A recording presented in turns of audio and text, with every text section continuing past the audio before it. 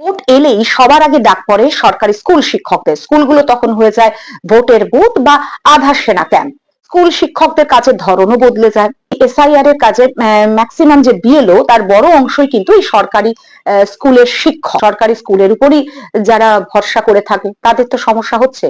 যদিও আমাদের এই নিয়ে কোনো মাথা ব্যথা নেই, বিশেষ করে ভারতের মতো তৃতীয় বিশ্বে এই নিয়ে কোনো আওয়াজ ওঠে না।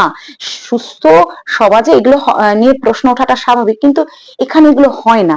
সেই জন্য সবচেয়ে বড় গণতান্ত্রিক মহোৎসবে স্কুলগুলো দিনের পর দিন পড়াশোনা ব্যাহত হয়, সেটা নিয়ে কারো মাথা ব্যথা নেই। যেমন কোভিড এর সময় বছরভর স্কুল বন্ধ থাকে কিন্তু ভোট বন্ধ হয় না।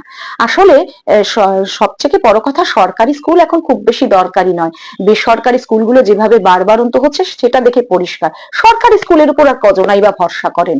সেক্ষেত্রে শিক্ষকরা আসতে পারলো কি পারলো না, বা স্কুলে পড়াশোনা হলো কি হলো না, সেটা কোনো মাথা ব্যথার কারণ নেই। অন্তত সামাজিক মাধ্যম জুড়ে শিক্ষা যে ব্যাহত হচ্ছে, অন্যান্য সব খবর থাকলেও বাচ্চারা যে বঞ্চিত হচ্ছে সেটা নিয়ে সেই অর্থে কোনো শোরগোল নেই।